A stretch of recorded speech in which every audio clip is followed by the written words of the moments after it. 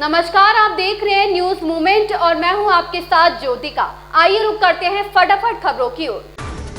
कछुआ थाना क्षेत्र के बजरडीहा ग्राम में दिल दहला देने वाली घटना आज सुबह हो गई। राजेश और उसकी पत्नी के बीच किसी बात को लेकर बहस होने लगी। यह बहस कुछ ही देर में विवाद में बदल गई। राजेश को पत्नी पर इतना गुस्सा आया कि उसने घर में रखी कुल्हाड़ी से उसके ऊपर कई बार प्रहार कर दिए, जिससे उसकी मौके पर ही मौत हो गई। पत्नी की मौत के बाद राजेश ने भी जहर खा लिया। घटना के समय राजेश और उसकी पत्नी के अलावा घर में कोई नहीं था। जब परिजन घर में पहुंचे तब घर का मंजर देखकर उनका दिल दहल गया। बेसुध पड़े राजेश को उठाकर अस्पताल ले जाने लगे, पर रास्ते में ही उसकी भी मौत हो गई। घटना की जानकारी मिलते ही स्थानीय थाना की पुलिस और एसपी सिटी मौके पर पहुंचे। एसपी सिटी का कहना है कि राजेश और उसकी पत्नी की मौत हो गई है। परिजनों ने बताया कि राजेश की दवा चल रही थी, जिसके चलते हुए वह डिप्रेशन में रहता था। संतोष गुप्ता की रिपोर्ट। उन्नाव जनपद के विकास खंड हसनगंज की ग्राम पंचायत सिंगापुर के पंचायत भवन के सभागार में ग्राम प्रधान तारावती पाल की अध्यक्षता में राज्य पेयजल एवं स्वच्छता मिशन विभाग द्वारा ग्रामीणों की एक कार्यशाला का आयोजन विभाग के अभिषेक द्विवेदी के नेतृत्व में किया गया, जिसमें श्री द्विवेदी ने जहां ग्रामीणों को दूषित जल पीने से होने वाली बीमारियों के बारे में अवगत कराया, वहीं उपस्थित ग्रामीणों को वाटर टेस्टिंग किट के माध्यम से पानी को टेस्ट करने का तरीका भी बताया गया। इसी कार्यशाला में रामरती, शैलजा और बबली को जल सखी के रूप में चयनित किया गया, जो गाँव के हैंडपंपों के जल को भविष्य में चेक करेंगी। इस अवसर पर ग्राम प्रधान प्रतिनिधि विनोद कुमार, राममूर्ति, धीरज, रामरती, सिया दुलारी, ईश्वर देई, चंपा, रेखा, सुरेश गुप्ता, रामस्वरूप, लवकुश, नीरज, प्रेमनाथ, सुजीत, रणजीत, बिंदा, परमेश्वर सहित एक सैकड़ा ग्रामीण इस कार्यशाला में हिस्सा बने।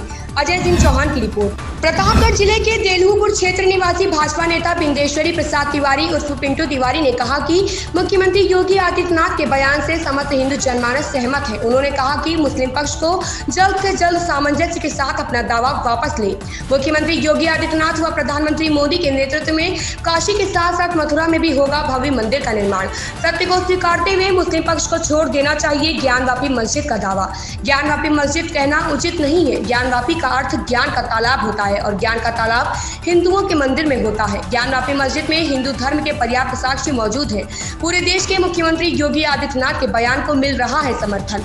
भाजपा नेता पिंटू तिवारी ने कहा, हिंदू जनमानस के हृदय पर ऐसे ही विचारों की वजह से राज करते हैं मुख्यमंत्री योगी आदित्यनाथ। ज्ञानवापी मस्जिद प्रकरण पर मुख्यमंत्री योगी आदित्यनाथ के दिए बयान पर चर्चा तेज हो गई है। ओम प्रकाश गुप्ता की रिपोर्ट। ज्ञानवापी मंदिर पर आपका क्या कहना है? माननीय मुख्यमंत्री जी के बयान से हम सहमत हैं। ज्ञानवापी मस्जिद नहीं मंदिर है और हिंदू आस्था धर्म का प्रतीक है।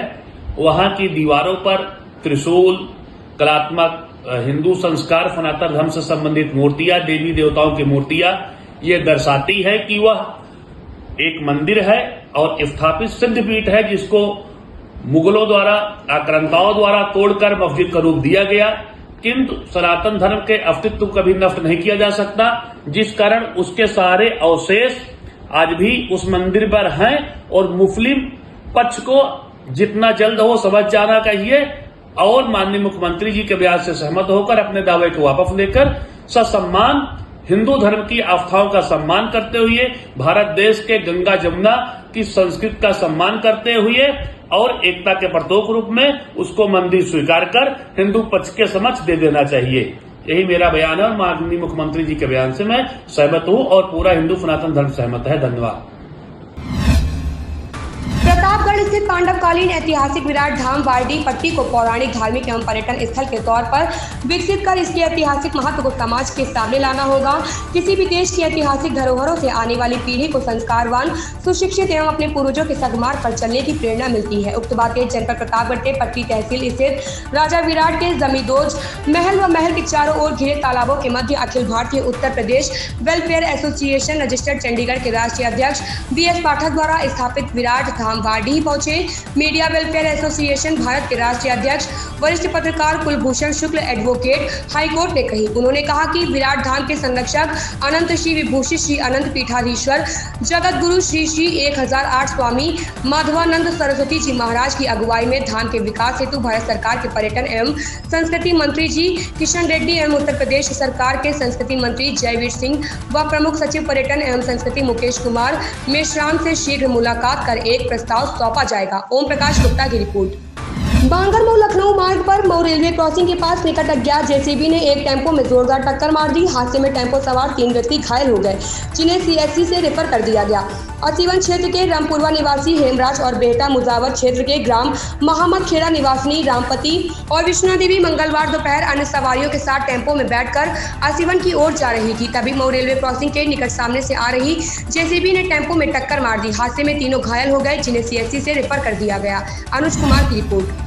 मिर्जापुर प्रभारी जिलाधिकारी मुख्य विकास अधिकारी श्री लक्ष्मी वीएस की अध्यक्षता में जिला अनुश्रवण समिति ट्रस्ट फोर्स की मासिक की बैठक कलेक्ट्रेट सभागार में आहूत की गई। बैठक में 19 पैरामीटर्स पर विकास खंडवार संतृप्तिकरण की स्थिति, स्वीकृत निर्माण कार्यों की स्थिति के बारे में नगरपालिका क्षेत्र अंतर्गत निर्देशित किया गया कि 1 सप्ताह में जांच कर एस्टीमेट सही दे। प्रभारी जिलाधिकारी मुख्य विकास अधिकारी ने विकास खंड हलिया में 2 पुरुष शौचालय नहीं होने की जानकारी पर कड़ी नाराजगी व्यक्त करते हुए खंड शिक्षा अधिकारी को निर्देशित किया कि शौचालय बनवाना सुनिश्चित करें। जिला टास्क फोर्स एवं ब्लॉक टास्क फोर्स द्वारा निरीक्षण की स्थिति के बारे में खंड शिक्षा अधिकारी मझुआ को कमेटी द्वारा किए गए निरीक्षणों के बारे में जानकारी होने पर प्रभारी जिलाधिकारी मुख्य विकास अधिकारी द्वारा कड़ी नाराजगी व्यक्त करते हुए निर्देशित किया गया कि आगे निरीक्षण की पूर्ण जानकारी के साथ बैठक में प्रतिभाग करना सुनिश्चित करें।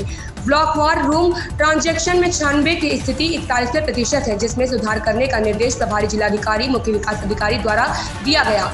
बद्री अग्रहरी की रिपोर्ट। मिर्जापुर 96 विकासखंड क्षेत्र के सैकड़ों की संख्या में ग्रामवासी सतीश मिश्रा की अगुवाई में 96 क्षेत्र की जनहित की समस्याओं को लेकर जिलाधिकारी को ज्ञापन दिया।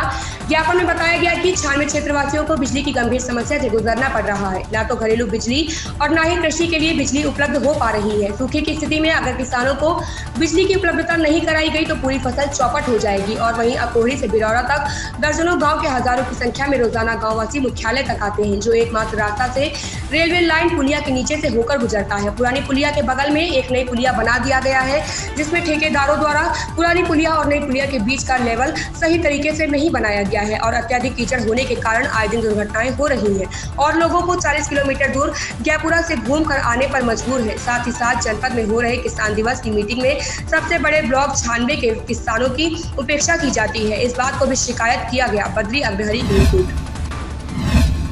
सपा विधायक पल्लवी पटेल के बीजेपी में शामिल होने की चर्चा को लेकर अपना दल एस के कार्यकारी अध्यक्ष आशीष पटेल का बड़ा बयान। कहा, कोई भी आए सबका स्वागत है। एनडीए का दिल बहुत बड़ा है। हमारे साथ 38 दल है। अपना दल कमेरावादी पार्टी एनडीए गठबंधन का हिस्सा है। चर्चा है कि अपना दल कमेरावादी भी एनडीए का हिस्सा बनने जा रही है। आशीष पटेल जिले में निर्माणाधीन इंजीनियरिंग कॉलेज का निरीक्षण करने पहुंचे थे।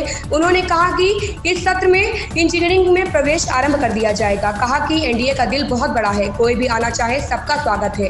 38 दल हमारे साथ है। हम चाहेंगे बढ़कर 138 हो जाएंगे। कैबिनेट मंत्री आशीष पटेल ने निर्माणाधीन इंजीनियरिंग कॉलेज का निरीक्षण कर कार्य में तेजी लाने को कहा। संतोष गुप्ता की रिपोर्ट।